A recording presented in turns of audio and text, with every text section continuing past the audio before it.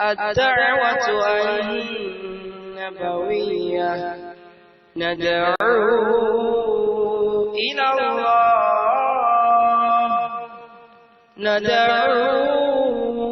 إلى الله بالكتاب والسنة. الدعوة النبوية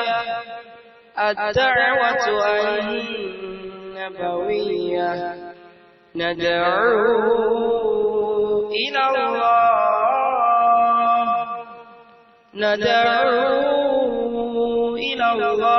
بالكتاب والسنة. الدعوة النبوية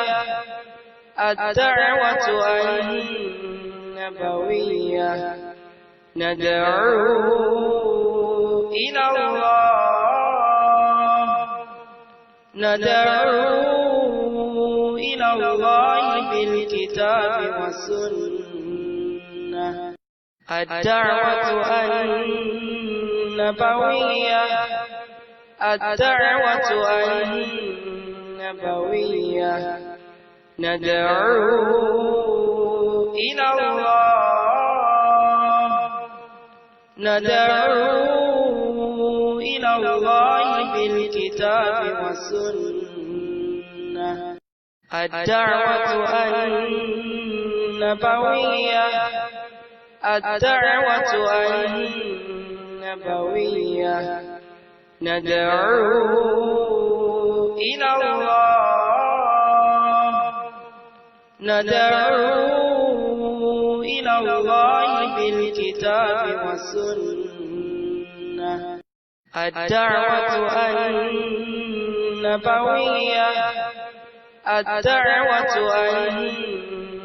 النبوية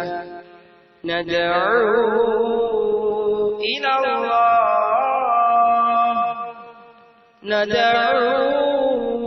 إلى الله بالكتاب والسنة.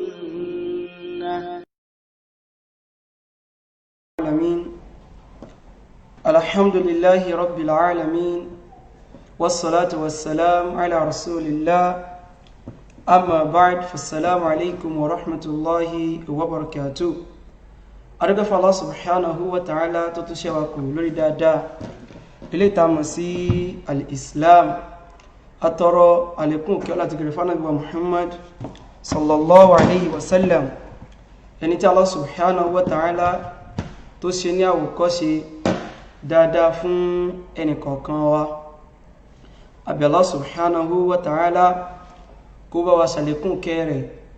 àti ìgẹ́ rẹ̀ fún Ànábì wa Muhammad sallallahu alayhi wa sallam. Bákan náà àwọn bàbá wa tànà bẹ̀rẹ̀ látorí Abubakar radiyallahu anhu tí ń ṣe sahaba Ànábì wa Muhammad sallallahu alayhi wa sallam, Umar, Usman, Ali, dé gbogbo rí àwọn sahaba pátápátá, Abu Hurairah ní, Abu Musa al-Ash'ari ní, Amr ibn al-As ní, gbogbo àwọn bàbá wa tànà pátá kọlọ̀n kó bá wa kẹ́ wọn. Tó wá dórí àwọn bàbá wa tòní, a ṣàdúà fáwọn náà, àwọn tí wọ́n lẹ́tọ̀ọ́ sí àdúà nínú wọn, tí àlímọ̀ dákọ̀ gbọ́n lẹ́ẹ̀kọ̀ọ̀kan, kí Ọlọ́run bá kó bá wa kẹ́ wọn, kó bá wa gẹ̀ wọ́n, àwọn tó wà láyé ni àtàwọn tán sì ní ayé mọ́, àti kó gbà wá fún àwọn tán kọ́ wá ń kéwú náà, àti kó gbogbo wọn papọ̀, àti kó papọ̀ mọ́ wọn. Ànábì wa Muhammad sallallahu alaihi wasallam nínú hadith ilé tó ṣe wípé ó lẹ́sẹ̀ ńlẹ̀. Ànábì sallallahu alaihi wasallam sọ bẹ́ẹ̀ wípé hadithu yìí bá ṣe wọ́n sọ fún wa, Abu Hurairah ló gbà wá o. Ó tún wá wà nínú sahihu al-imam al-Bukhari, rahimallahu al-imam al-Bukhari, wa radiyallahu ani sahabi al-jalil tamasi Abu Hurairah. Abu Hurairah sọ wípé Ànábì wa Muhammad sallallahu alaihi wasallam sọ wípé kullu ummati yadkhuluna al-janna, gbogbo ọmọ ìjọ mi pátá ni wọ́n wọ aljanna o, illa man aba àyàfẹ́ tó bá kọ̀ tó lóhun wọ aljanna àwọn sahaba radiyallahu anhum ajma'in wọ́n ní ya Rasulallah wa man ya'ba ìrúnsí Ọlọ́run aljanna pẹ̀lú bó ṣe ṣàlàyé rẹ̀ fún wa ó dùn ó sì lárinrin ta ni yóò wá kọ̀ tó sọ fún wọn wọ aljanna Ànábì sallallahu alaihi wasallam sọ wípé man ata'ani dakhala aljanna ẹni tó ṣe wípé má ṣe ó ń ṣe má ṣe ó jìnà sí irú ẹ̀ntọ́n náà ni yóò wọ aljanna wa man asani ṣùgbọ́n tó wá yapa mi má ṣe olóhùn ráyè má ṣe olóhùn gangan ló fẹ́ gbájúmọ́ irú ẹni yẹn lẹ́yìn tó ṣe wípé ó ti yapa Ànábì wa Muhammad irú ẹni yẹn lẹ́yìn tó ṣe wípé ó ti kọ̀ ó ti gbẹ́rù gbọ́n rí abi Allah subhanahu wa ta'ala kó má jẹ́ ká jẹ́ kan nínú àwọn tí wọ́n kọ Ànábì wa Muhammad sallallahu alaihi wasallam nǹkan tí ó tó mú wá eléyìí tí a kò mọ́ gbéyẹ̀wò lónìí kẹba sí mọ́ sọ lọ́pọ̀lọpọ̀ ọgbà wípé bí náà ò bá tán lásọ ẹ̀jẹ̀ òkín ṣe kí ni o ẹ̀jẹ̀ òkí ń tán lè kanna ẹ̀jẹ̀ òkín ṣe kí ni o ẹ̀jẹ̀ òkí ń tán lè kanna kí tó mọ̀ tẹ̀síwájú mo rí pé àwọn èèyàn béèrè wọ́n máa sáré sọ̀rọ̀ lórí ẹ̀ ó pàtàkì àwọn èèyàn béèrè àwọn èèyàn ti pè mí tó ti sọ fún mi gan pé kọ́lọ̀ mímọ̀ ti yàtọ̀ lẹ́nu àná sóní kìí ṣe gangan o ní tó ṣe ẹni kan náà rí wípé a tún ti upgrade sí kí n sọ́bà ẹ̀ torí dáadáa ní kéèyàn máa tẹ̀síwájú ṣùgbọ́n sì ní àwọn kankan tó ṣe wípé a need tí ó lè jẹ́ kí kíní yóò jáde dáadáa hátà kọ́lọ̀ ẹni tí ń sọ̀rọ̀ gangan bó ní sì jáde dáadáa so nínú ẹ̀ òun ni iná wà so ìtòfà wọ́n béèrè ni àwọn sọ̀rọ̀ débẹ̀ o nínú ẹ̀ ní iná wà adẹ̀ ń ṣe wípé bọ́wọ́ ikú bá ṣe mọ òun ló sì fi ń nu ojú kága bá ti rí iná yẹn rà ẹ̀wọ̀n àìsẹ̀gẹ́ta àwọn kankan gan ni kó tó di pé léyìí gan ó jáde báyìí kága bá ti rí iná yẹn rà ni so yóò jẹ́ kó jáde bó ṣe yẹ kó rí gangan fún ìbéèrè ẹni tí wọ́n béèrè ìbéèrè yẹn ká má bínú pé mo yà síbẹ̀ ẹ̀wọ̀n káwọn yẹn bá káyàn sí gbangba ẹ̀mọ̀ change in tó fa òun nìyẹn tó gbé kò kí ń ṣe bí mo ṣe rìkọ́dù tẹ́lẹ̀ ni ó máa jáde bẹ́ẹ̀ ṣùgbọ́n tó rí pé àwòkélé yìí tún dáa jọ̀nà tá ń gbá rìkọ́dù tẹ́lẹ̀ lọ yóò lè fún wa láǹfààní àti mọ́ play gbogbo àwọn fídíò àwọn onírúurú yìí kì í ti pákàn mọ́ fẹnu sọ lásán ní tó fà á òun nìyẹn so bọ̀t àwọn náà àtàwọn kankan míì tá àti ìráyè àti gẹ́ẹ̀tì àti ti sọ bọ́wọ́ ikú bá ṣe mọ́ dáwọ́ àti ìwé ṣe pé asáfẹ́ kó lè bá kátà kó yọ sí irọ́ àwọn àmọ́ ṣe ìyìn tó ṣe pé yóò tó lágbára láà àní ṣe ẹjẹ́ wọn bọ́rọ̀ mi lọ òun náà ni wípé bí náà bá tí ìtàn lásọ ẹ̀jẹ̀ ò kí ṣe kí ni o kò kí ń tán ní èékánná kò kí ń ṣe kí ni o kò kí ń tán ní èékánná àfáà Jákmálù àwọn ni à ń bá ọ̀rọ̀ wọn lọ lórí àwọn ìrújú tí wọ́n fẹ́ dá alẹ́ adẹ ti ṣàlàyé nípa díẹ̀ nínú ọ̀rọ̀ wọn nípa pẹ́lẹ́sì kejì ní wá a ní ó dùn wá Ànábì ti sọ pé sọ bẹ́ẹ̀ nípa wípé sọ Bukhari la gbé lórí Kùránì àti ṣàlàyé yẹn náà pé wọ́n dọ́gbọ́n ń parọ́ ń bẹ̀ yẹn ni tọ́ra àwọn náà padà sọ pé ń ta mọ́ sọ ni pé asahhul kutubi ba'da kitabillah sahihul Bukhari wọ́n kalábáwá ìṣùgbọ́n wọn ò tú ìtumọ̀ rẹ̀ sí ní wípé èyí tó lálàáfíà jù lẹ́yìn Kùránì o òun ni Sahih Bukhari nta ahlus sunnah wal jamaa'ah àwọn àfà qadiman wa haditha intan sọ nìyẹn àtàwọn tó ti lọ ní o àtàwọn tó wà láyé nìsín ní o nǹkan tí wọ́n sọ nìyẹn kìí ṣe rọ́tẹ̀yìn fẹ́ dọ́gbọ́n gbé wọlé yẹn òun ni nǹkan tí wọ́n sọ mo ti wá sọ́dẹ̀ ń pa àmọ̀ tẹ̀síwájú lórí ọ̀rọ̀ àfà Jákmálù so mo ti sọ pé àmọ̀ tẹ̀síwájú lórí ọ̀rọ̀ wọn ṣùgbọ́n gbogbo àwọn tọ́rọ̀ wọn bá ti jọ ń jọra wọn náà láàmọ̀ mú wá ṣùgbọ́n ṣe rí àtẹ̀sọ́jú lọ́rọ̀ àfà Jákmálù a sì apá kejì rẹ̀ lónìí ṣùgbọ́n àfọ́ ní Kùránì àfà ẹ̀ la ilaha illallah ó sì àwọn àbòsí kan ní orí prógrámù rẹ̀ ní àná la ilaha illallah mo ti sọ síwájú o tẹ́lẹ̀ mi sọ wípé àwọn ọmọ alárìífín àfọ́kúrá náà lè sọ bẹ́ẹ̀ àwọn èsì ọmọ o lóòótọ́ ọmọ ní wá lọ́dọ̀ àwọn òbí wa a sì lọ́jọ́ kékeré àti ìgbéraga mo ṣe wo mi ìyàwó mẹ́ta mo ní ọmọ sì pọ̀ adúpẹ́ fọ́lọ́run ọba wọ́n wò yá àwọn ọmọ kan tẹ́kàn ṣe prógrámù kámẹ́rà lè járí báyìí lójú o amọ́jọ́ orí wa o wàlá àti àfiṣe ti gbéraga kò ní ìsìká mọ́ sọ̀rọ̀ àfáà jákùnmọ́lù so àbúrò nírú èmi ó jẹ́ sí wọn àgbàlagbà láwọn ṣùgbọ́n kẹ́ni kọ́kọ́ wọn mọ́ rò pé bóyá àwọn ọmọ kan ń sọ̀rọ̀ àwọn ọmọ kankan ò sọ̀rọ̀ bí kankan o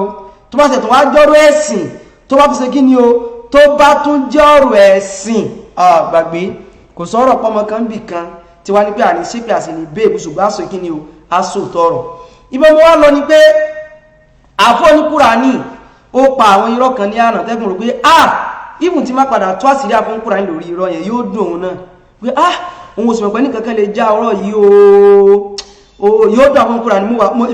mo ṣúọ̀ mi ṣeré o mo ṣúọ̀ pé yóò dùn àfọ́ ní Kùránì pé wọ́n sì já irọ́ mi yìí yóò dùn gan yóò dùn kódà wà tẹ́mi gan wò mo ń ronú pé kí ló táwọn èyí wá ń parọ́ tó tó bẹ́ẹ̀ ó sì jẹ́ pé rọ́lẹ̀ lẹ́fẹ́ mọ́ fi fòdì òtítọ́ lẹ́fẹ́ mọ́ fi rinlẹ̀ ẹ lè lo nǹkan mí láì parọ́ ẹ̀ nídìí rọ̀ àwọn ọmọ bá yín sòótọ́ ni o a sì ní parọ́ àfọ́ ní Kùránì kí ló ń sọ máa pè tó ti pa irọ́ yẹn gangan la ilaha illallah la ilaha illallah subhanak kai irọ́ tó ṣe pé àwọn tó bá ń wo prógrámù wọn yẹn tẹ́wádẹ̀ wọn tí mo fẹ́ sọ yìí tí wọ́n ò dẹ̀ gbà wípé irọ́ ni ẹni dìrúkíà o ẹni dì kíni o ẹni dìrúkíà àrùkíà tó àṣẹrẹ̀íyà àwọn Kùránì simon twist ẹ̀ kí sí ẹ̀lọ́fẹ́ twist ní tó fẹ́ sọ eléyìí irọ́ tó fojú hàn ní tó fojú hàn àgbọ́mọ̀ wò pé ibo ma gbà yọ èmi ẹ̀ṣọ́ èèyàn tó ní ká ibi kan wọ́ta fún Kùránì ti sọ̀rọ̀ kan a tó wá sọ̀rọ̀ yẹn again mo rí pé wọ́n ṣe mistake ni wọ́n ò dẹ̀ mọ̀ ìyẹn ṣe rọ́ lọ́dọ̀ tèmi mo rí pé mistake ni kí lọ́rọ̀ yẹn wọ́n sọ̀rọ̀ pé Abu Hanifa ọ̀rọ̀ mọ́ Bukhari làwọn náà fẹ́ sọ o ọ̀rọ̀ Imam Bukhari láfọ́ ní Kùránì ló fẹ́ sọ o wọ́n sọ̀rọ̀ pé àwọn Imam Malik Muwatta Imam Malik òun ló yẹ ká gbé lórí Sahihul Bukhari kìí sí Sahihul Bukhari ló yẹ ká gbàpò lálàáfíà jù torí wípé Imam Malik ó wá síwájú Imam Bukhari ń bọ́ wá sórí ìyàlàyé ń bọ́ wá sórí ìyẹn alákọ̀ọ́kọ́ ó wá kọ́kọ́ bẹ̀rẹ̀ ọ̀rọ̀ lórí Abu Hanifa wípé káwà Abu Hanifa nísìn ó ráwọn sahaba ó dákọ̀ Anas bin Malik Abdullah ibn Ubay yẹn no problem ṣá Abdullah ibn Ubay Wasila ibn al-Asqa ó tún dákọ̀ ta ló tún dákọ̀ náà ó sà dákọ̀ àwọn sahaba kan tó ó dákọ̀ Sahal bin Sa'ad àwọn tó dákọ̀ ni ẹ ṣùgbọ́n gbà tó débi tí Imam Malik náà ó tún tọ́rọ̀ yẹn sọ pé Imam Malik náà bá àwọn sọ̀hábà kan èmi ò dẹ àwọn ọmọ sí yìí sọ́fù pẹ̀lú yìí kí wá lọ gébẹ̀ yẹn kí wá dẹ̀ wà bọ́n Kùránì ó ní Imam Malik bá àwọn sọ̀hábà o torí mo rí wípé ó ti kọ́kọ́ kó ti pé gbogbo àwọn sàbẹ́ tó dákọ̀ padà fún Imam Malik náà ló dákọ̀ fún Abu Hanifa mo wá rí pé ó dà pẹ́nu ló gbé wọn bíbẹ̀ yẹn bí ò nídìí bẹ̀ mo mọ̀ sọ yẹn kílẹ̀ pàwẹ̀ sábòsí mo lè pè bẹ́ẹ̀ fún yín tẹ́tí sọ wípé Imam Malik tó ṣe pé ó bá wọn sàbẹ́ báyìí ẹ̀dàkọ̀ gbogbo àwọn sàbẹ́ yẹn padà ẹ̀dàkọ̀ Wasila ẹ̀dàkọ̀ Anas bin Malik ẹ̀dàkọ̀ Abdullah bin Ubay ẹ̀dàkọ̀ Sa'd bin Sa'd ó tún dákọ̀ gbogbo àwọn tó dákọ̀ náà òun nìyẹn àtàwọn míì náà but torí pé mo rí pé ó ti kọ́kọ́ kà fún Abu Hanifa tẹ́lẹ̀ mọ̀ pé ẹnu gbé àfáà yìí níbi eléyìí ni mo mọ̀ ọ̀kọ́ sọ yẹn síwájú kẹ́ẹ̀lẹ́ wà ń bò láwá sí ń ṣe ìsọ́fù pẹ̀lú yín àwọn ìṣẹ́ tí ó kàn lọ gé fídíò yín láti fi dá wàhálà lẹ́yìn tẹ́ bá sọ làwọn ó sọ kágbẹ́rù bẹ̀yẹn ló yẹ kí lọ gé wá ní kí wá ní ẹgbọ́n táwọn Kùránì sọ ó ní àwọn sàábé o Imam Malik bá wọn sàábé ó yẹ kí n sọ bẹ́ẹ̀ torí Mudirul Markaz ti sọ ti wọn àwọn sì parọ́ bẹ́ẹ̀ tí wọ́n ní wọn sí ẹ̀mọ́ tán sọ náà pé Imam Malik bá wọn sàábé Imam Malik bá wọn sàábé kọ́ọ̀kọ́ àbí táwọn Kùránì náà fẹ́ sọ nìyẹn ni wọ́n pé no àṣìṣe ni ó jẹ́ torí gbogbo àwọn tán dákọ̀ ìwọ́n ti kọ́kọ́ dákọ̀ fún Abu Hanifa ẹ̀ẹ̀tẹ́ wá ní kè sáṣìṣe àwà báyìí kọwọ́ bọ̀ ṣùgbọ́n mi fún ilẹ̀ rí pé àṣìṣe níbẹ̀ yẹn ṣùgbọ́n ìtẹ́ wá parọ́ gangan tí è sáṣìṣe tẹ́ mọ̀mọ́ pa irọ́ gangan àṣírí ti tú máa tú yín láṣìírí ẹ̀ jẹmọ́yà àṣírí ṣe kí ni o àṣírí ṣe kí ni o àṣírí ti ṣe kí ni ó ti tú ó ti kíni ó ti tú subhanallah ẹni tó ṣe parọ́ náà mi ni ò ní parọ́ mọ́yàn ẹmọ gbọ́ ọ ẹni kọ́kọ́ sọ tí ó ń Kùránì fẹ́ sọ wallahi tẹ́yìn gan bá ní fásitì ìṣe tú tó àtàwọn tí ń gbọ́ Kùránì wọ́n dọ̀ bójú ní pé ọ́wà iṣẹ́ jambi àwọn Kùránì oṣù gbọ́dọ̀ tọrọ túbá lórí tó sí yẹn o gbọ́dọ̀ tún tọrọ túbá lórí irọ́ tó páì àṣírí tú bẹ̀ akẹ́kẹ́kẹ́ yàṣírí tú ewọ́ ní rọ̀ tí ẹ̀rọ pé bóyá wa náà àlájú àmúkùn kẹtẹ́ ìṣe ní tẹ́ bá ní kẹfẹ́ kó wá àgbòdé yìnbó mi ní tó ráwò ní sí bẹ́ẹ̀ pẹ̀lú yín irú èyí tó sọ yẹ kí n kọ́ọ̀tì kí n play rẹ̀ ní bó mo pín náà ẹnu ló gbé ọ níbẹ̀ ọ̀hún ṣùgbọ́n ìtumọ̀ pẹ́nu ò gbé ọmọ mọ́ pàrọ̀ ni in play rẹ̀ kí sì làbá ìfẹ́ fàyọ̀ ó ń sọ̀rọ̀ nípa wípé subhanallah ó ṣe kí ni ó ń sọ̀rọ̀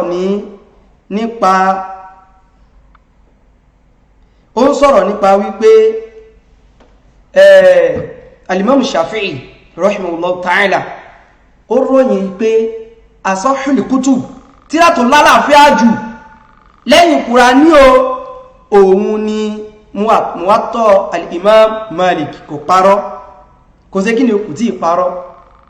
ó wọ́n náà fẹ́ fídíò kan sẹ̀rí ẹni wọ́n kọ́pùlù tó ti ń sọ Imam Shafi'i yẹn torí pé fídíò tó fẹ́ fi sẹ̀rí lórí wípé Imam Maliki oníkí tíra rẹ̀ lálàáfíà jù oníkanà Lárúbáwá gan ó wá play fídíò sheikh yẹn àpé sheikh yẹn Sheikh Al-Khamis ó play fídíò wọn ọmọ Kuwait láfà yẹn ṣùgbọ́n Saudi náà gbé dáadáa ó wá play fídíò wọn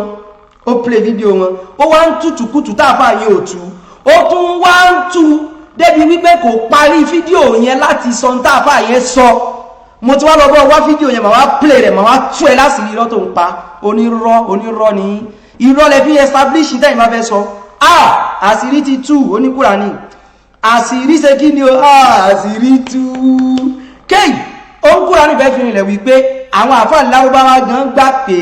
Muwatta ló yẹ ká gbé lókè Bukhari ó wá lọ gbá àfáà yẹn wá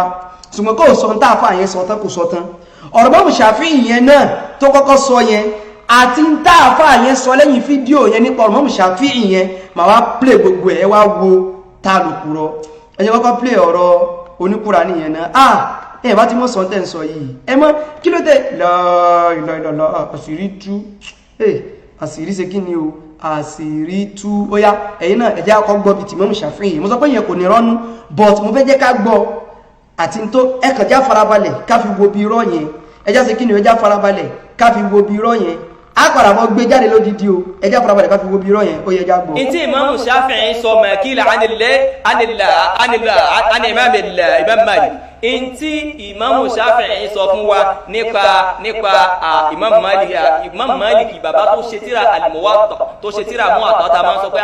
Muwatta yẹn ẹ jẹ́ ká máa gbọ́ náà. ma zahara ala al-ardi kitabun huwa aqrabu ila al-Qur'ani min kitabi Malik. alhamdulillah ẹ rí wípé látù táwọn ń pè láyé lónìí ni tí wọ́n ń pè nísìn táwọn ọmọ ìyá wa ń pè nísìn wọ́n sọ pé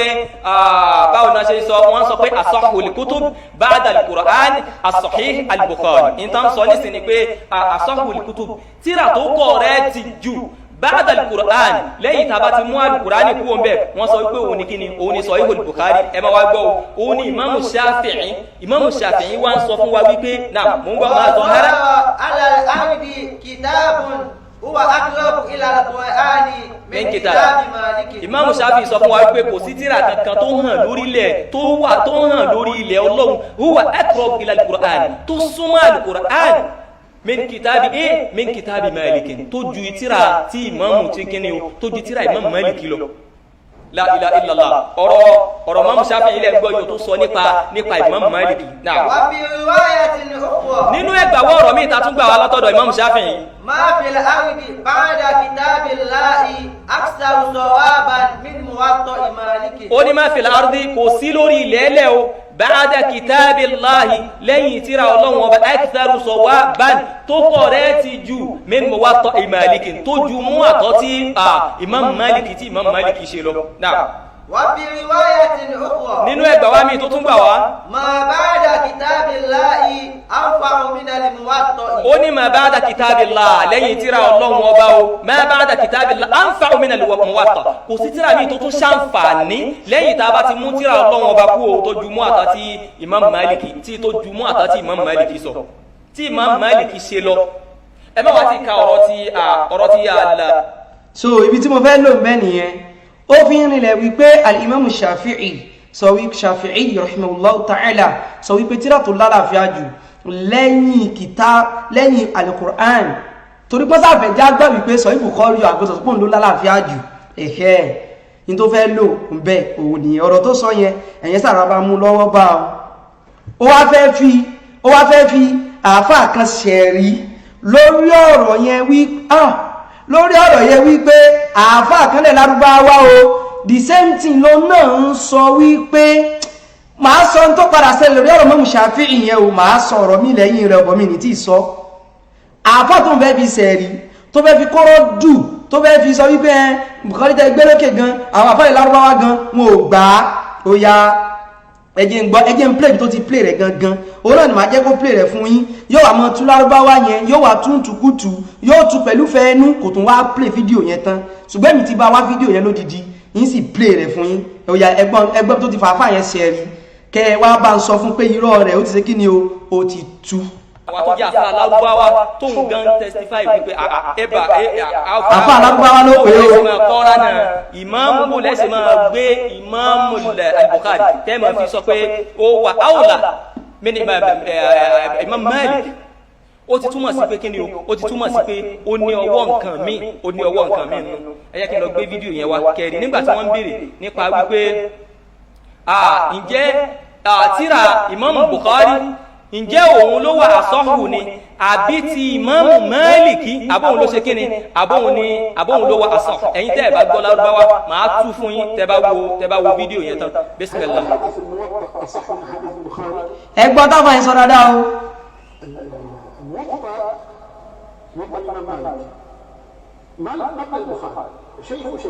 ṣé ń gbọ́ o. à ń gbọ́.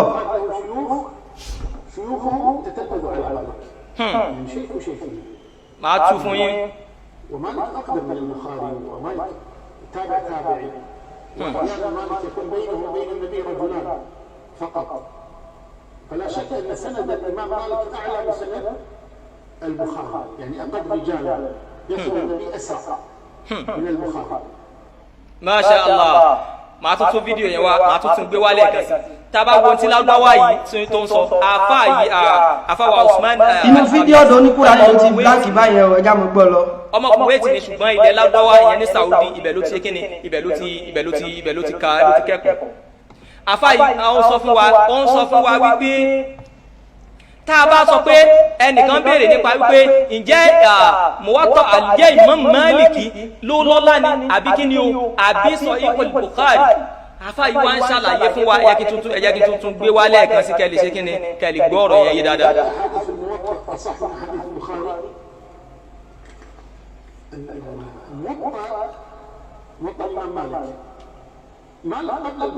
Maliki qabla al-Bukhari نعم. يعني البخاري له شيوخه تتلمذ على مالك يعني شيخ شاينا نقول أقدم من البخاري ومالك تابع تابعي شاينا وأحيانا مالك يكون بينه وبين النبي رجلان شاينا لا إله إلا الله لا شك أن سند الإمام مالك أعلى من سند ما شاء الله البخاري ما شاء الله ما شاء الله النبي أسرع ما شاء الله من البخاري ما شاء الله àlàyé tó ń ṣe fún wa ń bẹ̀ yẹn ó ń sọ fún wa wípé irọ́ bẹ̀rẹ̀ irọ́ bẹ̀rẹ̀ ọmọ kéwú ìyẹn ni pé àfáà ni Imam Malik jẹ́ sí Bukhari kí lẹ fi ń wéra wọn yìí ọmọ níwájúwájú ọmọ kéwú ní Imam Bukhari jẹ́ sí Imam Maliki ó nítorí wípé Imam Bukhari tẹ́ ń sọ yìí àtàbá ń wá ọ̀rọ̀ tó ti sánàdù ẹ fẹsẹ̀ rinlẹ̀ ọ̀rọ̀ tí ẹ̀dàwọ́ ẹ̀ tó fẹsẹ̀ rinlẹ̀ dáadáa ó ní ẹ wá sọ́dọ̀ kí ni o ẹ wá sọ́dọ̀ Imam Maliki. Wallahi kò sọ bẹ́ẹ̀ òkúrọ́ lọ́kùn àní. sọ́dọ̀ Imam Maliki àtà àwọn tí wọ́n jẹ́ àfà fún Imam Bukhari gan wọ́n gbà àfà ni ọmọ kéwú ni wọ́n jẹ́ lọ́dọ̀ ni wọ́n jẹ́ lọ́dọ̀ Imam Maliki kí là ń dára wa láàmú fún kí là ń dára. ṣé ẹ ti rí òǹkúra ní o òǹkúra ní wallahi mo fọlọ́ tó lẹ́mí búra sí irọ́ òǹkúra ní ìtú níwọ̀n tó sọ pé o lọ Cairo tí wọ́n náà sì mọ́ sọ pé o lọ Cairo ibo làfáà yẹn ti sọ́nu fídíò yẹn wípé eléyìí tó lálàáfíà jù èmi ìfẹ́ dókúra lónà náà gbé kò sí nǹkan kan lórí ẹ̀ ju irọ́ lọ gaskiya ni akwai wannan gaskiya ni ju irọ́ lọ lárúbáwá àfáà yẹn ń sọ kọ́ ló ń kúra ní ìtú o wọ́n bí àfáà yẹn máa padà play fídíò àfáà yẹn tó wá jẹ́ full ma wá fi kóró dù ma wá túmọ̀ rẹ̀ ma wá fi kóró dù fún oníkúránì lórí ọ̀rọ̀ Imam Shafi'i tó sọ gangan tó ráfà yẹn sọ̀rọ̀ yẹn parí ẹni kọ́kọ́ sọ tán bí àfáà yẹn wọ́n bí àfáà yẹn wípé nínú Sahih Bukhari Sahihu al-Imam al-Bukhari àti tírà al-Imam Malik èwo ló lálàáfíà jù sẹ́rí pàtì tó ní Kùránì play yẹn àfáà yẹn wọ́n sọ̀rọ̀ yìí wípé kò síyè méjì níbi pé al-Imam Malik ó súnmọ́ Nábì ju Imam Bukhari lọ ǹdọ́ kan sọ nìyẹn ó ní kọ́lá gbá mi wá o láàrin Imam Malik àti Ànábì ó lè mọ́jú èèyàn méjì lọ láàrin Imam Malik sí sọ̀hábà tàbí láàrin Ànábì náà sí sọ̀hábà ń gbà mí sí láàrin Imam Malik sí Ànábì náà gbà mí ó lè mọ́jú èèyàn méjì lọ èmi lẹ́pẹ̀rẹ̀ fún gbogbo tó ń sọ yẹn kí n tó mọ̀ sọ̀rọ̀ yẹn lọ sẹ́rí gbogbo kan tẹ́ ń sọ yìí ń tẹ́ mọ̀lẹ̀ ń dá sí ìtẹ́sẹ̀ kí ni o in ti dùn mí bẹ́ẹ̀ nìyẹn in tẹ́ mọ̀ òun lẹ̀ ń dá sí bó ló sì mọ́ kọ́ bọ̀rọ̀ àdísì mọ́ bá jẹ́là bí rẹ lọ kásì mọ́ sí àwọn èèyàn kásì fáwọn èèyàn pé kán kó lẹ́yìn yín ẹ mọ́ bá sẹ́là tún yín lọ kásì fáwọn èèyàn kán kó lẹ́yìn yín ṣùgbọ́n ọ̀rọ̀ àdísì in tẹ́ mọ̀ lẹ̀ ń dá sí tí wọ́n bá bí ọ́nìsì pé kó o mú sánàdù gan wá látọ̀rọ̀ mọ́ Málíkì dọ́dọ̀ Ànábì fápẹ̀rẹ̀ wípé bóyá èèyàn méjì dọ́dọ̀ Ànábì àbí èèyàn mẹ́ta pẹ̀lú sàhábà dọ́dọ̀ Ànábì èmi máa fẹ́ lápẹ̀rẹ̀ rẹ̀ yín táwa mọ̀ là ń sọ fún yín alẹ́ rí àdísì ń sìn yìí Malik an-Nafi' an ibn Umar an nabi sallallahu alaihi wasallam ìkànnìyẹn a sì lè rí Malik an Zuhri an Abi Salama an Abi Hurairah an nabi sallallahu alaihi wasallam ìkùnmítún nìyẹn afọ́yẹn sọ bí mọ́ Málíkì ṣe súnmọ́ kò tí ma sọ pé wọ́n ló lálàáfíà jù o ọun kúrò ní sí ìtúpẹ́ tí ń sọ ní wípé tàbáwé ìtó lálàáfíà o sọ wọ́tọ̀ ní mọ́ Málíkì ni kí ló tó ń parọ́ máa fara àfà máa tọ́ bí táfàyẹn ti sọ wípé táfàyẹn ti sọ nǹkan míì o níbi fídíò ẹyọ kan yẹn ni kìí pé máa lọ mú mi wá fídíò ẹyọ kan yẹn ń kúrò ò play rẹ̀ tán ni o òun kúrò ní mọ́jọ ń kúrò ní mọ́ jọ nírọ́ gẹ́síkíá ni mọ́ jẹ́ onírọ́ mọ́jọ ń kúrò ní mọ́ ó wá fẹ́ lọ wípé àfáyẹn náà sọ wípé mùwátọ̀ Imam Málíkì ó lálàáfíà ju Sahih Bukhari lọ ìtàfà sì ń sọ kọ́ yẹn àfáà kọ́kọ́ ń sàlàyé pé bóò ni Imam Málíkì ṣe súnmọ́ Ànábì sí pé Imam Bukhari wá lélẹ́ yìí o ọmọ léèkéwù ọmọ torí pé ń sìn Malik òun jẹ́ ọmọléké fún Nafi jẹ́ ọmọléké fún Ibn Umar gbábi sọ látọ̀dọ̀ Ànábì Muhammad sallallahu alaihi wasallam Malik wàárẹ̀ òun jẹ́ àfáà fún Abdullah ibn Yusuf tàbí Abdullah ibn Maslama tàbí Abdullah ibn Ismail tàbí ibn Abi Uwais tàbí Yahya ibn Yahya an-Naysaburi gbogbo àwọn mẹ́rin tí mo sọ yìí àwọn jẹ́ àfáà fún Imam Bukhari Yahya tí òun Imam Muslim sáwọn ọmọ gbádìí sí Yahya bun Yahya an Malik an Nafi' an ibn Umar da pọ̀ jáde dáadáa ṣùgbọ́n Imam Bukhari tí òun sábà lo Abdullah ibn Ismail tàbí Abdullah ibn Abi Uwais tàbí kó lo Abdullah ibn Maslama tàbí Abdullah ibn Yusuf an Malik an Nafi' an ibn Umar tàbáwà fà Imam Malik mi náà ó sábà mọ́ lú àwọn yẹn dáadáa ṣùgbọ́n alẹ́ ìmọ̀ tẹ́ ń sọ ìṣẹ́ yìí tó mọ̀ o mọ̀ lóòtọ́ wà gbà pé Imam Málíkì àfáàní fẹ́sì Imam Bukhari ṣùgbọ́n kéèsẹ́ wípé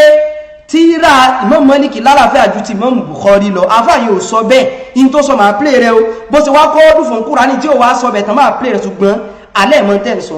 wo àwọn mọ̀ tán sọ wo tíra tí mo mú lọ́wọ́ yìí Iqabu Imami Talibin fi ma'rifati ruwati al-muksirin òun ló kọ tíra yìí o Iqabu Imami Talibin fi ma'rifati ruwati al-muksirin èmi mo kọ́ àfi ṣe yàn ọlọ́run kó gbaṣẹ́ wa là ń bẹ̀ ṣùgbọ́n àmọ́ nǹkan tá à ń sọ là ń sọ fún yín wo bí báyìí al-mujallad al-awwal mujallad alákọ̀ọ́kọ́ òun leléyìí péjìsì tó wà nù rẹ̀ wò ó kèése kékeré o kèése já kékeré o kèése já kékeré gbogbo ẹ̀ pátáwárè lórí hadisu ni lórí asanidu gangan ni wò ó mujallad ẹlẹ́ẹ̀kejì rẹ̀ rí alákọ̀ọ́kọ́ ní ìkejì rẹ̀ eléyìí gbogbo tó wà ní pàtà wọ́n sọ̀rọ̀ nípa bóná sí gba àdísù wa bóná sí gba àdísù wa bóná sí gba àdísù wa òun ní o so gbọ́ mọ̀ bọ́ ṣe gbóòrò ẹ mọ́rùn kí bóyá àmọ́ta ń sọ kí lè rò ká àmọ́ta ń sọ mọ̀ tara rẹ̀ ń bẹ́ẹ̀ wélé yìí mí tún rẹ̀ o kọ́kọ́ wélé iná miatu hadithin mina sahihain bí 20 sanadan ila Abi Hurairah ń bá ní kí mọ́ túmọ̀ rẹ̀ ọjọ́ lọ ìmí tún rẹ̀ tó tún rí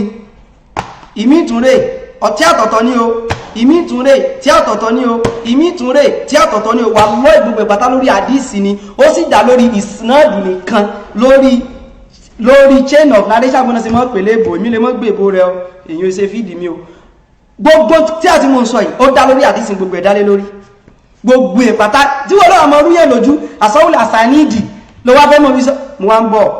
ìtàfà yẹn wá ń sọ tó ń kúrà ní ó wà plé tán tí ó kúrò sí ń parọ́ ìtàfà yẹn sọ wípé mo wá tọ́ orin ni ó lálàáfíà ju sọ Bukhari lọ kí ló dé tó ń pa irọ́ afá yẹn ò sọ bẹ́ẹ̀ in ti ń sọ ni wípé kákọ́kọ́ gbé láti wípé ta ló súnmọ́ nàbí jù kò túmọ̀ sí wípé ìtọ́ lálàáfíà jù ìtàfà yẹn wá sọ mẹ́wàá play full video ẹ̀rí pé fídíò tọ̀dọ̀ tí ò clear dáadáa mo ti lọ bá wá ẹ̀yin náà in tó wà lórí YouTube ẹ̀yin náà lè wá lórí YouTube ó yẹ jẹ́ ń play rẹ̀ tí yóò tó bá tó wá clear bá tó wá play fídíò àfáà mi bò mo fẹ́ lè tó ń kúrà ní gangan lò tó kọ́ọ̀tì tí ó lò tán láti fi ṣàlàyé irọ́ tẹ̀ ń pa gbogbo ìṣe mọ́ parọ́ náà nù ó yá ó sì dùn mí ọ̀rọ̀ àfáàjá kan lù yìí tí kó lórí ẹ̀ ọgbọ̀n ẹni kan sí ọkọ̀ expose ìrọ̀ oníkúra ní mo sì ń bá sọ ìrọ̀ kúra ní gbogbo àdísì tí mú wá ní Bukhari tí sọ pé kìíní kankan ẹ kọ́kọ́ gbọ́rọ̀ yìí náà ẹ gbọ́rọ̀ yìí ẹ̀yin tẹ́ǹtẹ̀lé náà ẹjọ́ mọ́ parọ́ lọ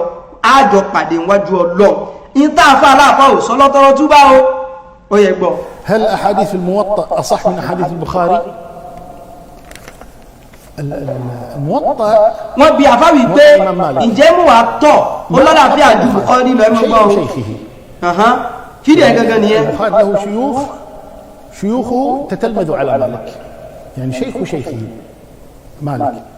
ومالك أقدم من البخاري ومالك تابعي وأحيانا مالك يكون بينه وبين النبي رجلان فقط فلا شك أن سند الإمام مالك أعلى من سند البخاري يعني أقد رجالا يصل النبي أسرع من البخاري ركن قضية الصحة موضوع آخر مالك نفسه جعل في كتابه الصحيح والمرسل والبلاغات يخرج الصحيح فقط ما عجز لكن هو ما قصد ذلك ولذلك يقول أهل صحيح البخاري أول كتاب تصبون في أقصى يوم صحيح البخاري صحيح فقط هو في كتابه أخرج الصحيح وغيره قال الإمام الشافعي رحمه الله تعالى ليس تحت أيديم السماء أصح من موطأ مالك هذا قاله الشافعي والشافعي ما أدرك صحيح البخاري الشافعي توفي سنة 204 والبخاري في ذلك الوقت لم يخرج صحيحه أبدا ولذلك لا يقال البخاري يوم توفي الشافعي البخاري عمره 8 سنين فما كان خرج صحيح البخاري حتى يتكلم عنه الشافعي وإنما الشافعي يتكلم عن موطأ الإمام مالك بالموجود وصحيح البخاري جاء بعد ذلك والله أعلم. àfá yìí yóò bá ń dá àfá yìí ẹjẹ́ tí mọ́ tá àfá yìí sọ ní Kùránì lọ tọrọ túbá lórí irọ́ tó pa máa fà lẹ lárúbáwá o àfá aláàfá tó rẹ́ fi ṣe rí ó wọ́n sọ pé táàfá ń sọ ní wípé Muwatta Imam Málíkì ló lálàáfíà àti Sahih Bukhari láfá yìí ò sọ bẹ́ẹ̀ ẹ mọ́ gbọ́ àfá yìí ń sọ ìtí mo kọ́ sọ síwájú yẹn wípé tẹ́pẹ́ntẹ́ ìbí mi rè o ṣe rí Muwatta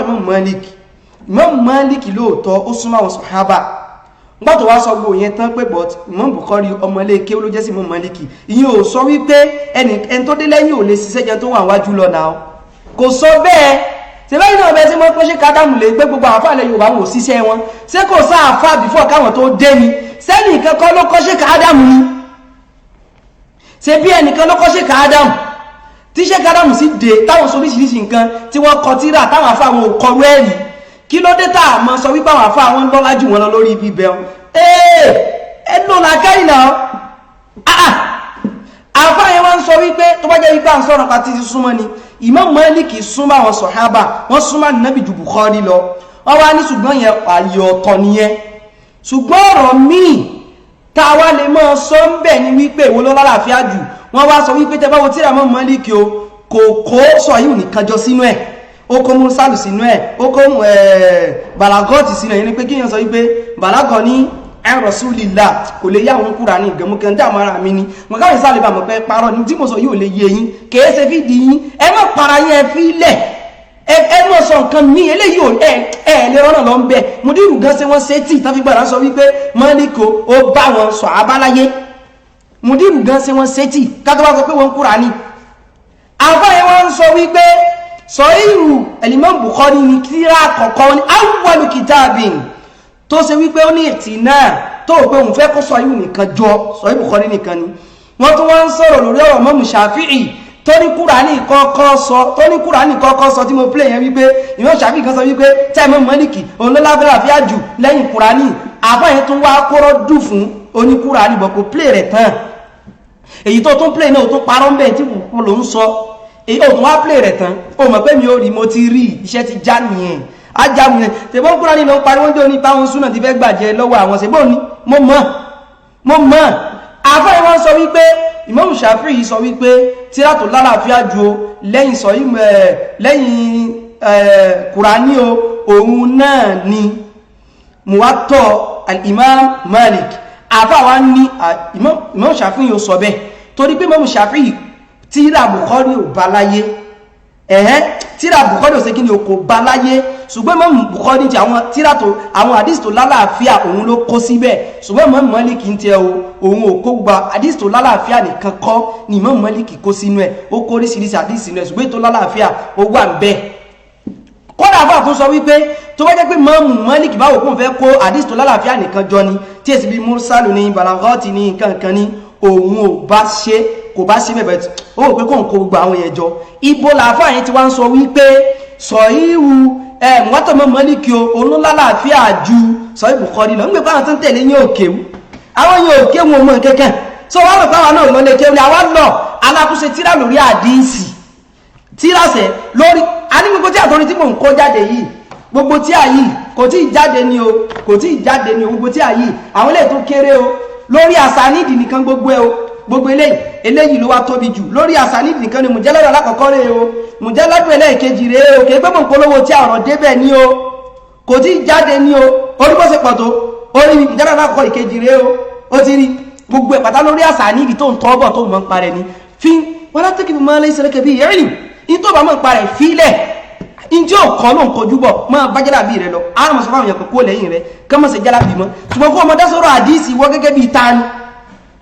ìwọ gẹ́gẹ́ bí tani táwọn bá tó òun ọkọ̀ọ̀kan tí mẹ́nu Bukhari jáde irú rẹ̀ sí ẹ̀kan èmi ò lọ́bàwọn èèyàn lè ṣe bọ̀ kìí ṣe rú yín kìí ṣe rú mùdírù kìí ṣe rú jàkmọ́lù kìí ṣe rú yẹ́sà lúnàkà kò sí gẹ́gẹ́ mi tó lè ṣe rú ẹ̀ ẹ̀yin gẹ́gẹ́ bí tani láti bo síbo ìwọ tó ò lè dá lárúbáwá àfà yẹn tú ó mọ̀ sí mọ̀ kó lè dá tó kàn fẹ́ fi parọ́ ni ànígé àwọn àfáàlẹ̀ lárúbáwá ó wá jọ olójú débi wípé bẹ́ẹ̀ náà nìkan nu yín jò ní ló lọ ń gbé ọmọ wa Sáúdí nígbà tó tẹ̀ fún ẹnìkan wá tó bóyá ó kúnlẹ̀ fún ni o tó lẹ́rìí eléyìí o tẹ́jú mọ̀ wípé ó yẹ ká mọ̀ tẹ̀ páwọn eléyìí kan parọ́ ni o sáwọn Sáúdí lẹ́sìn ti wa ni ànàbí làwọn tẹ̀lé náà òun tẹ̀ ti ẹ̀ nìyẹn débi kò tẹ̀ gan mo mọ̀ bó bá ṣe ẹ̀wà tẹ̀ kí wa tèmi tó lẹ̀sìn wa ni ó tẹ̀ náà nù sáàfà lòun ni ibùn kí mọ̀ mu Sáúdí ìmáàmù Mẹ́kà kò tẹ̀ kò ní kémi ò tẹ̀ tó ránà bí ò sọ ipáwọn ní kí n tẹ̀lé ọwá ní àfáà kan ọ̀fà tó tún wá fẹ́ lò tó wá ń parọ́ máa fà yẹn àà ṣe ìwọ olè páyọ̀ náà bá ń tiẹ̀ ni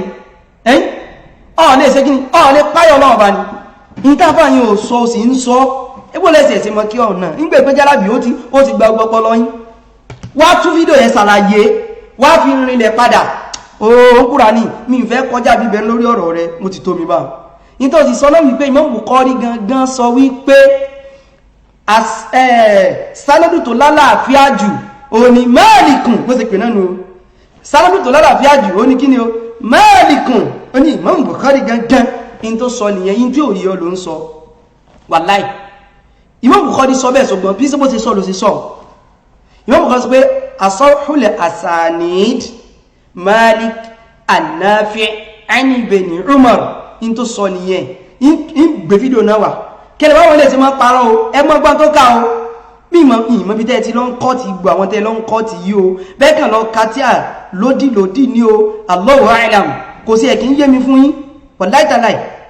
wallahi bẹ́ẹ̀ lọ mọ́ katíà lódì ní o bẹ́ẹ̀ mọ̀ nǹkan tẹ́ ń sọ ní o bí torí pé fẹ́ pa ọmọ súnnà tọ́lọ́ wa fẹ́ yẹ̀yẹ́ yín táyọ̀ fi di pé rọ́lẹ̀ ń pa ní o kò kì í yé mi wọ́n wá ní ẹ̀yìn tẹ́wà pẹ́ lárúbáwá ń tu fún yín àṣẹ́tùkútù náà ló fẹ́ tú kápára fáàlì lábá tó fẹ́ lò náà ló fẹ́ sọ pé fẹ́ lò ní ó mọ́ bí wọ́n ṣe kó rọ́dù fún gbogbo yín tó ní lórí irọ́ tẹ́ fẹ́ mọ́ pa irọ́ lẹ́yìn mọ́ pa irọ́ lẹ́yìn mọ́ pa ẹgbẹ́ ilé tó tún sọ máa play nítorí wá gbé lórí gangan fún rẹ̀ ìyẹn tó tún sọ yẹn máa play rẹ̀ sínú gbogbo wá sí kí ni gbogbo wa àgbẹ̀já gbọ́ bó ti sọ nínú pé ọ̀rọ̀ ní sanad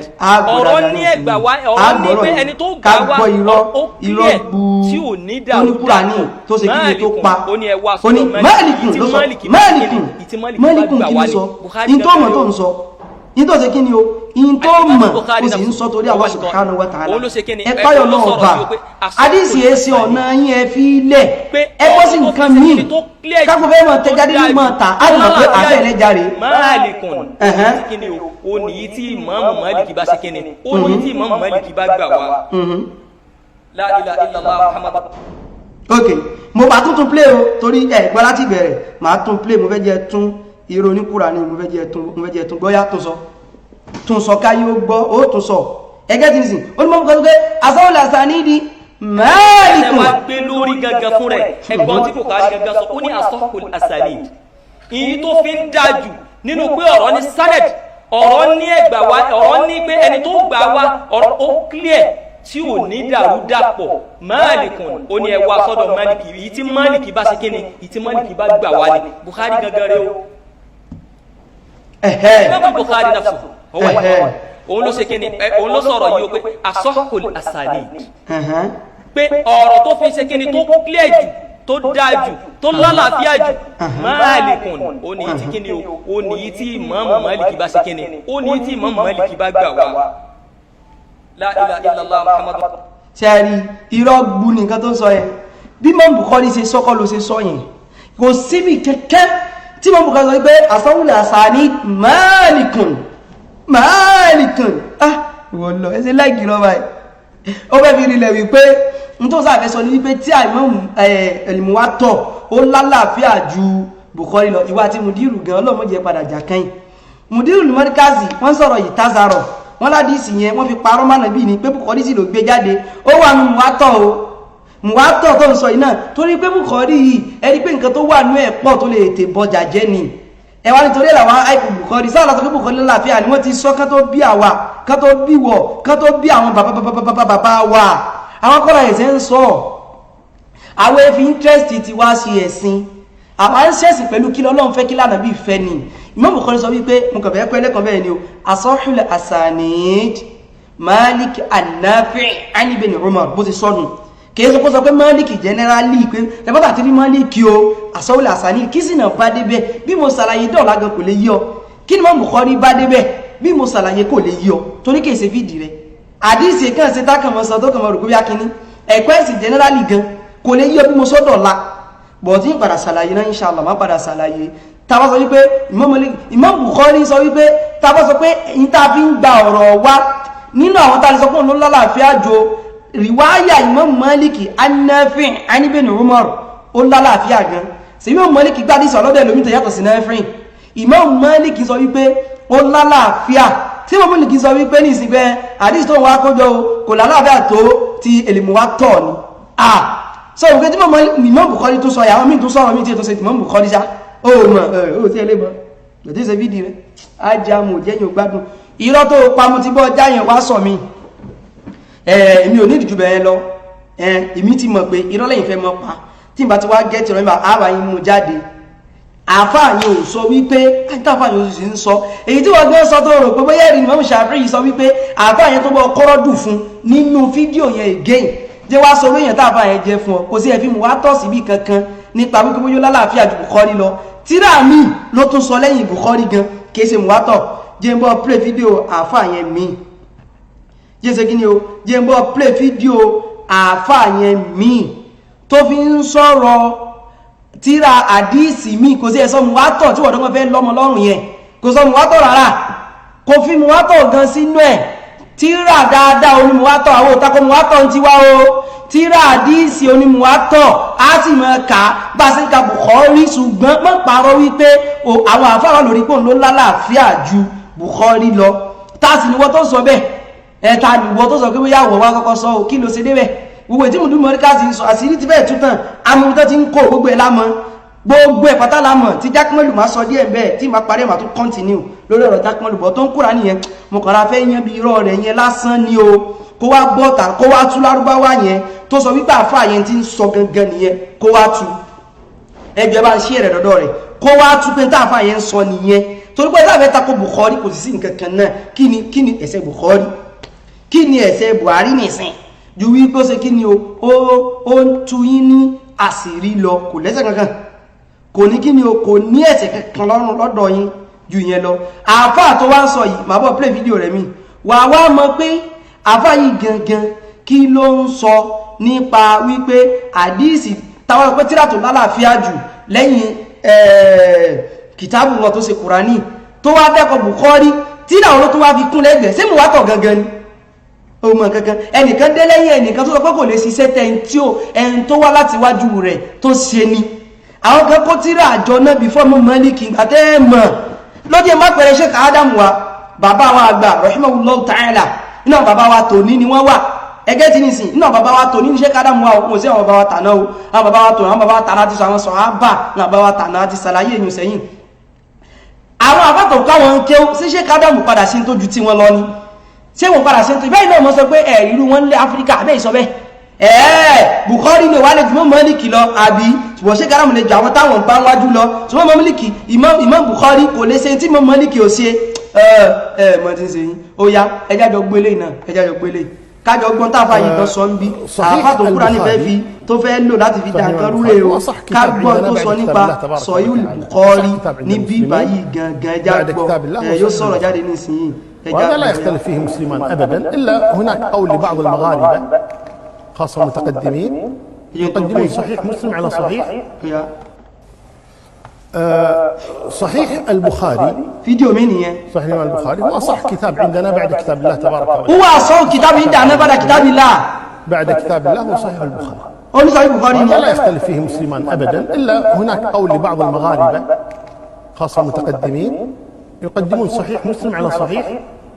البخاري ولكن المتأخرين من المغاربة يوافقون الجمهور على أن صحيح البخاري هو المقدم وعلى كل حال هما الصحيحان مقدمان على جميع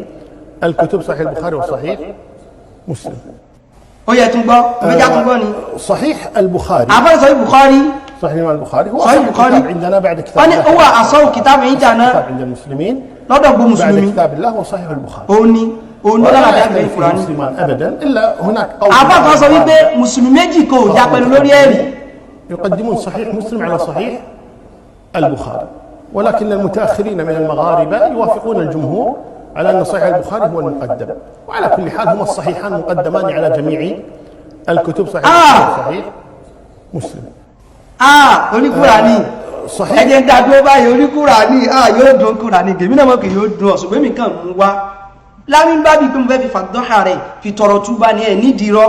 mo mọ̀ o wípá àwọn Súfí àwọn tó sì máa pa irọ́ yóò torí nǹkan míì sọ o lè ní ẹ kíní kan nǹkan ìbọn mọ́ parọ́ mo sì ẹ̀mọ̀nà pé o sábà mọ́ sí dédé lẹ́kọ̀ọ̀kan gbà míì tí o bá rò kò sí dédé ọgẹ́ ti ní sìn sí dédé bí eléyìí náà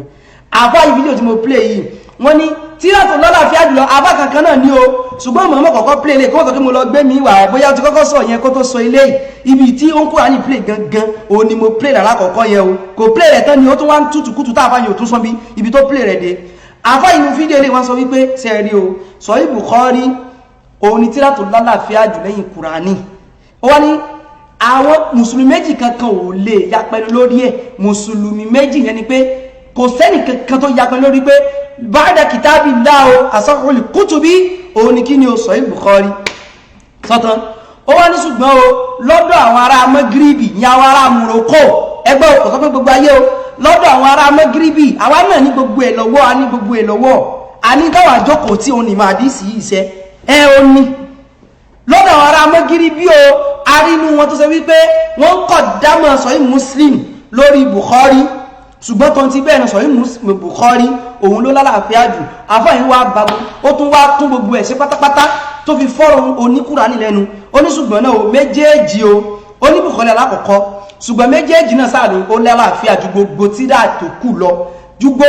tó kù lọ mú wátọ̀ Imam Málíkì gan ti kí ni ó ti kó sínú ẹ̀ ó ti kó sẹ́yìn Sahih Muslim gan Muslim àti Bukhari ṣẹ̀ tó wá lọ́gbà ní Muslim gẹ́gẹ́ sí ẹ̀kọ́ kọ́sà lámọ́nà fún kí ni o fún Bukhari ó jùpájúsẹ̀ lẹ́gbẹ̀ẹ́ ọ̀gá mi lábá tí mo fẹ́ lẹ́lẹ́ ní ó correct but muslim bó ṣe lò tí ẹ̀rún ya ustadhal ustadhin ya ustadhal ustadhin bó ṣe lò ní yẹ wọ́n lè ní ó correct wà tún fọ́ lẹ́rì ẹ̀wọ̀dì bá lọ ó ní ya ustadhal ustadhin wọ́n sọ̀rọ̀ ìsinádù kan débẹ̀ ni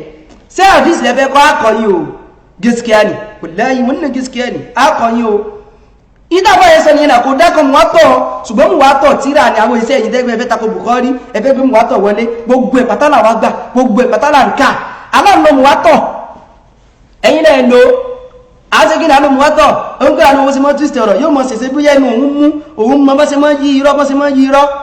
ẹnu tiwa náà mú yẹ fún ọ ní orin Hassan bunu Thabit kan nígbà tó fẹ́ sọ̀rọ̀ nípa tó fẹ́ fún Abu Sufyan lè sí ìgbà Abu Sufyan ò ti gbà Islam ni o ọbẹ̀ fún lésì ó wá ń pé lìsáání ó ti ń kọ́ ní ẹbọ̀ ọgẹ́tì ní sin ó ti wá ní lìsáání sọ́rì mú láàrin bàfí wà báhárì látòkádìrò dìláò wà báhárì látòkádìrò dìláò ẹ̀tàn tó kọ́ ní lìsáání sọ́rì mú láàrin bàfí wà báhárì látòkádìrò dìláò wà báhárì látòkádìrò dìláò. Àsámúsámú ti sọ wípé ẹnu mi ó mú ṣùgbọ́n ìdàlùgbàlérò bẹ̀ ọ̀sẹ́ ìfù ni ẹ̀ ó kàn sí tẹ̀ṣbíhù lásán ni akọ̀dé bẹ́ẹ̀ náà èmi sì àwọn fẹ́ lò lójúlé pé lìsáàní sọ́ọ̀rì mú láàrin bàfin ó ní tí mo ń sọ mọ́ sí mi gọ́yẹ́ o àwọn rẹ̀ náà ló gbà lérò ṣùgbọ́n ó ń lò ó fi ń ṣe torí pé ìdà safe òun ló máa ń mú ó wá sọ tẹ̀ṣbíhù pẹ̀lú kí ni o safe pẹ̀lú lìsáàní sọ́ọ̀rì mú ó láwọn mi ó mú gan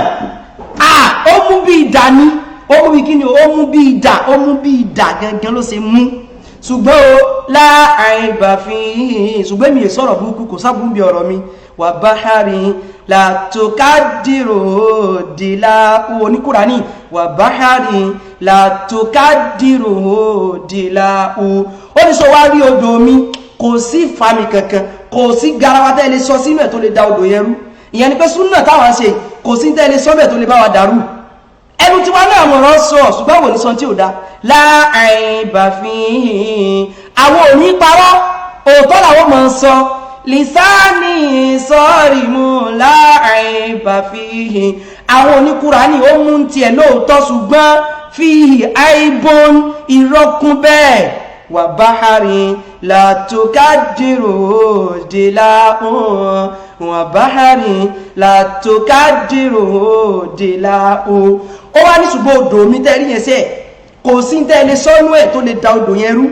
bẹ́ẹ̀ làwọn náà súnà tá à ń ṣe kò sí tẹ́lẹ̀ sọ tó lè dàrú àmọ́ fún ilẹ̀ rí ni ṣùgbọ́n tẹ́yìn ṣe yẹn súnà tiwa yóò padà kà dára rẹ̀ yóò bá gbogbo ẹ̀jẹ̀ tó ń dùn iná nìyẹn nítorí kí ni o in tó ń dùn yìí àmọ́ oníkùránì mo bẹ lọ́wọ́ kó tún ṣe kó tún wọ́n náà ṣe irọ́ lélẹ́yìí tọrọ túbá lọ́wọ́ Ọlọ́run lórí lọ́tọ̀ pamọ́ àfáà yìí wà láyìí tàláì onídìíkò ṣe kí ni o onídìíkò tọrọ túbá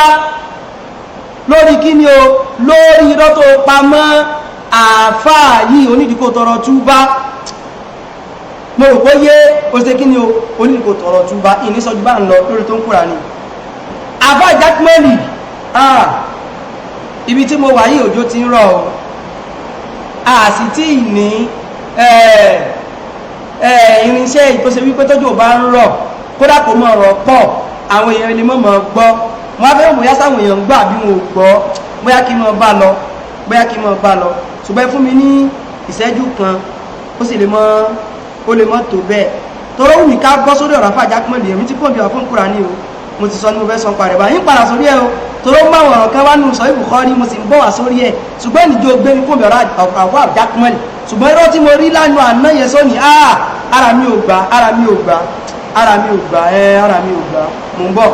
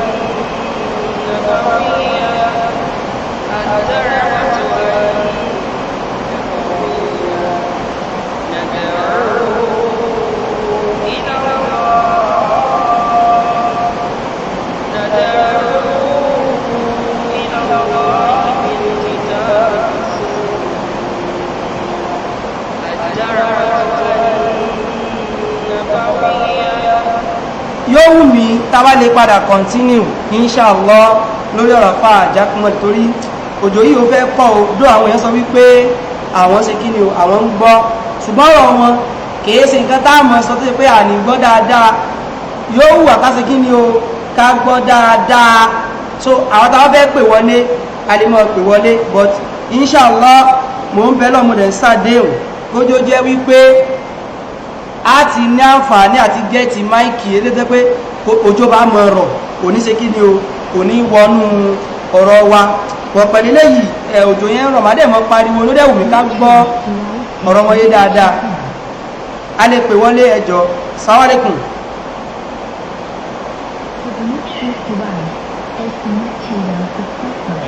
àwọn yẹn ti ń pè mí gan tẹ́lẹ̀ bóyá ń gbà tábà fi mọ́ pè wọlé tójò yẹn bá ti dá màá wá kọ́ntínú lórí àfà Jaqmal so a lè pè 090 31 32 41 12 ẹ má jẹ́ ká bínú ọ̀rọ̀ wọn yẹn ṣe ń tá a sọ tá a nìgbọ́ dáadáa á farabalẹ̀ sọ ọ̀rọ̀ wọn ní o tó ń kúra ní mo ti sọ yẹn ẹ sì bá ń sọ fún tí ìparí ọ̀rọ̀ oníkúra ní o mo kọ̀kọ́kọ́ já síbi irọ́ tí ń pa kó mọ̀ pé mo rí òun ní o a sì gbọ́ wá sórí ọ̀rọ̀ rẹ̀ dáadáa insha Allah a sì gbọ́ wá sí kí ni o sórí ọ̀rọ̀ rẹ̀ alábọ̀dá tí mo pè wọlé 090 31 32 41 12 090 31 32 41 12 090 31 32 41 12 a lè pè sí so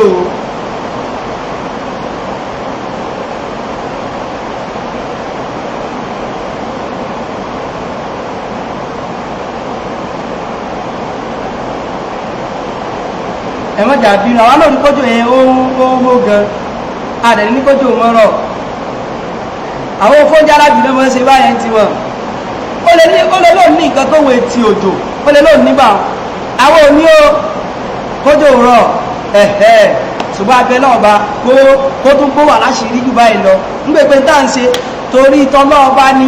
kò yẹ sí nǹkan tá a fẹ́ gbà ń bẹ́ẹ̀ tá ò fẹ́ àmọ́ fẹ́ kí ni yóò jáde dáadáa ẹ̀yẹ́ kí ni yóò jáde irọ́ ibi tá a bá lè sọ dé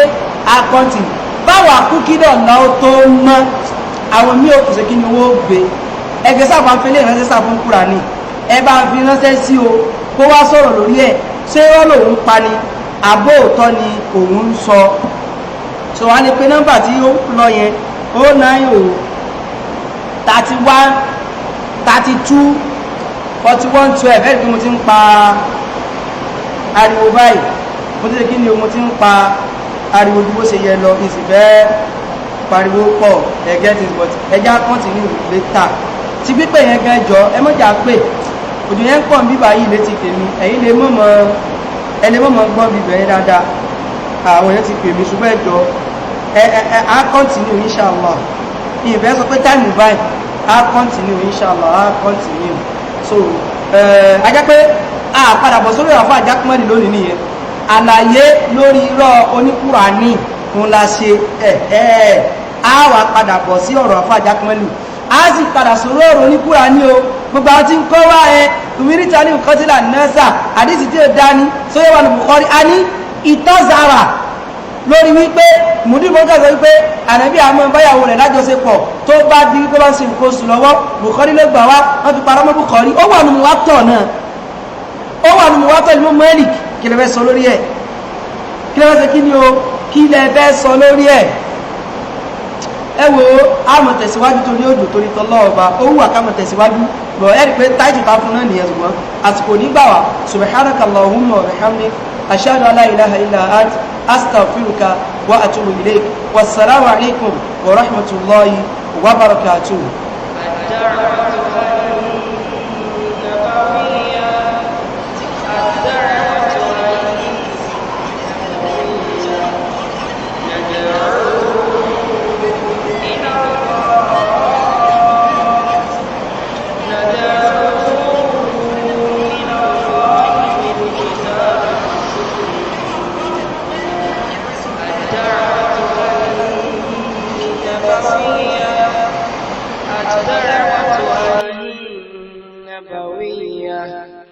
ندعو إلى الله ندعو إلى الله بالكتاب والسنة الدعوة النبوية الدعوة النبوية ندعو إلى الله ندعو إلى الله بالكتاب والسنة الدعوة النبوية الدعوة النبوية ندعو إلى الله ندعو إلى الله بالكتاب والسنة الدعوة النبوية الدعوة النبوية ندعو إلى الله ندعو إلى الله بالكتاب والسنة